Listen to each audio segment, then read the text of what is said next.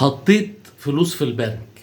الفلوس اللي انا حاططها في الفيزا في الكارت بتاع الفيزا باقي منهم 30 40 45 جنيه، اقل من 50 جنيه، وانا عايز اسحب الفلوس دي عشان محتاجهم في مرتبي. كنت بدفع حاجة بسدد حاجة، المهم ان انا ليا حوالي 45 جنيه موجودين وانا عايزهم. 45 على 45 هيعملوا معايا فلوس.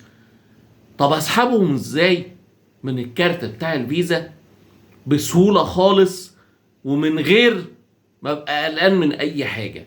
السؤال ده جالي كتير قوي. ناس يقولوا احنا بقيت الفلوس بتاعت المرتب بتاعت القبض بتاعت المعاش بندفع بيها مصاريف، بنبقى مش عارفين نجيبها وبنسيبها لغاية الشهر الجاي ومش عارفين نتصرف في الموضوع ده ازاي. الموضوع بسيط قوي وحله بسيط قوي. تعالوا بينا الاول ندخل نصلي على النبي عليه الصلاة والسلام في التعليقات، ونعمل شير ولايك وكومنت عشان نوصل الفيديو لكل الناس اللي احنا عايزين ان هم يستفيدوا. النهاردة لما بتيجي تعمل ايداع في المكنة بتاعة البنك، الايداع ما بيقبلش اقل من 50 جنيه او 100 جنيه. ال10 وال20 وال30 ما بتنفعش. فلو انا عايز ادفع حاجة ب10 او ب20 او ب30 لازم ان انا احط اقل حاجة ال50. طيب بقيت الفلوس دي في ناس كتيرة قوي يقول لك انا لو 5 جنيه انا مش عايز اسيبها، انا بيتي محتاجها، فانا عايز اخد ال5 او ال10 او ال20 او ال30 او ال35، وبضطر ان انا اقعد شهر كامل عشان اسحبهم، او ان انا بنزل الف على مكنة بيبقى فيها فلوس فكة. فلوس فكة في بعض البنوك بيبقى عاملة مكانات او مكن بتاع سحب النقدية بيبقى فيه 10 و20 و5، بس المكن ده مش موجود في كل حتة. فلو انا عايز اوصل لمكنة بقعد الف او اركب مواصلة عشان اروح للمكان اللي فيه المكنة ده عشان اقدر ان انا اسحب بقيت ال50 جنيه اللي انا عاملها. طيب انا الوقت اللي انا بلف بيه والمواصلات اللي انا بركبها عشان اروح للمكنة اللي فيها الفكة، طب ما انا كده صرفت الفلوس، يبقى انا ما كسبتش حاجة. فان انا اروح لمكنة بتاعت فكة بعيدة عن بيتي موضوع مش مجدي. لو قريبة مني وهروح مشي كده 5 دقايق زي الفل، لكن لو بعيدة وهركب مواصلات والقصة دي يبقى لا. طيب البديل ايه بقى؟ احنا مفروض نعمل ايه علشان نحل الموضوع ده بكل سهولة؟ اول حاجة الكارت بتاعي بيبقى كارت اما فيزا مشتريات، او ان هو كارت للمرتبات، او الكروت اللي هي مسبقة الدفع، او للحساب الجاري. يعني اي نوع من انواع الكروت، اي نوع من انواع الكروت. الفيزا بتاعت المشتريات هي كده كده بيبقى فيها رصيد البنك اللي بيديهولك، فالفلوس اللي فيها اللي انت بتسحبها بتتحسب عليك فلوس، فدي هنستبعدها. امال ايه اللي انا ببقى حاطط فيها فلوس وانا عايزهم؟ بتبقى بتاعت المرتبات، باقي المرتب، او باقي المعاش، او كارت مسبق الدفع اللي هو اسمه البري بيد، دي اللي انا بحط فيه فلوس قبل ما انا استخدمه، او حساب جاري. الحساب الجاري بتاعي هو كده كده فيه رصيد، لكن في بعض الناس يقول لك ايه، انا عايز استخدم مثلا 35 جنيه، عايز اسحب 20 جنيه مش عارف ان انا اسحبها. لكن المشكلة الاساسية بتاعة الفلوس الفكة دي بتقابلنا فين؟ بتقابلنا في قبض المعاشات والمرتبات بتاعة الموظفين والكروت مسبقة الدفع. مسبقة الدفع دي اللي انا بعمل ايداع فيها قبل ما انا استخدمها. يبقى هم دول الثلاث كروت اللي احنا رسينا عليهم، اللي هو المرتبات، المعاشات، والكارت اللي هو بتاع مسبق الدفع بانواعه.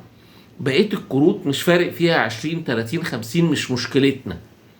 طيب يبقى احنا كده رسينا على الثلاث حاجات دول. انا قبضت المعاش بتاعي تمام، والمكنه منحاش فيها المبلغ اللي باقي، وانا مروح طبيعي ان انا بعد ما بقبض المعاش بعمل ايه؟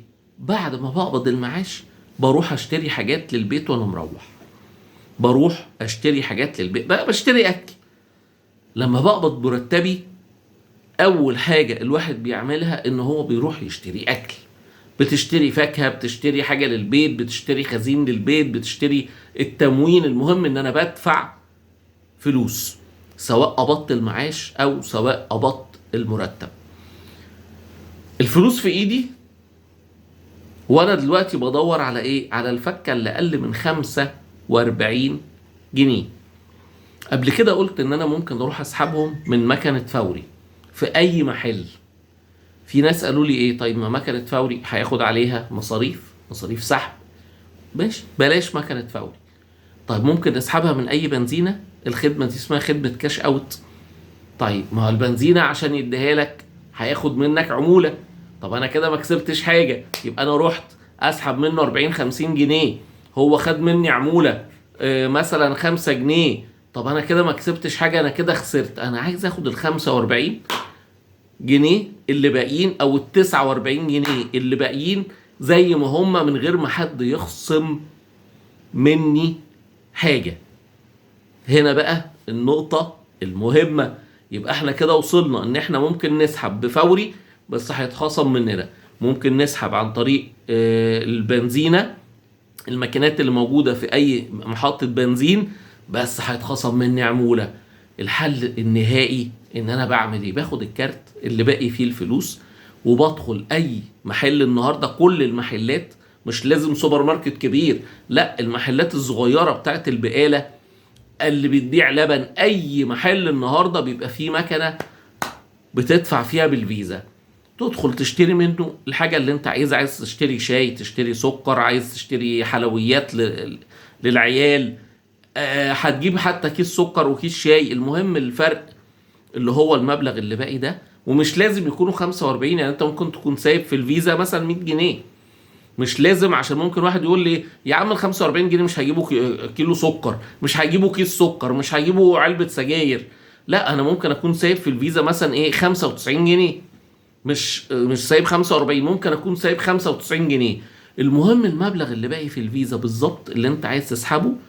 هتشتري حاجات بيه من المحل، زبادي، لبن، ايا كان الحاجه دي، وهتحسب المبلغ اللي موجود بالحاجات اللي انت اشتريتها، وهتدفع المشتريات بتاعتك بالفيزا اللي في ايدك. يبقى انت كده سحبت، كأنك سحبت الفلوس اللي موجودة في المكنة بتاعت البنك، لكن انت لما سحبتها ما دفعتش عليها اي عمولة ولا اي تكاليف اضافية.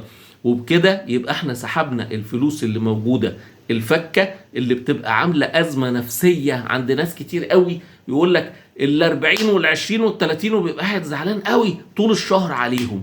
احنا كده عرفنا ازاي ان احنا نقدر نسحب المبلغ ده، وان احنا نقدر نستخدم الفيزا بتاعت كارت المرتبات او اللي هي البريبيد في شراء اي حاجة احنا عايزين نشتريها. نقدر نشتريها بالكارت ده وما نوجعش دماغنا. وكمان ممكن ان انت ما تسحبش المرتب ولا المعاش كله، ممكن تسحب على قدك وتسيب بقية الفلوس في كارت الفيزا، وتمشي بكارت الفيزا الحاجة اللي انت عايز تشتريها، تحط كارت الفيزا في جيبك وتنزل تشتري، بدل ما تشيل النقدية في ايدك وممكن حد يسرقها. اتعود ان انت يبقى معاك الكارت في الفلوس، تسحب من اي محل، تشتري الحاجة اللي انت عايزها وتروح من غير ما تبقى قلقان ان حد ياخد منك الفلوس. يا رب تكون المعلومة وصلت. ما تنساش انت تصلي على النبي عليه الصلاة والسلام، شير ولايك وكومنت، الفيديو يوصل لكل الناس اللي احنا عايزين ان هم يستفيدوا. اشوفكم بكل خير.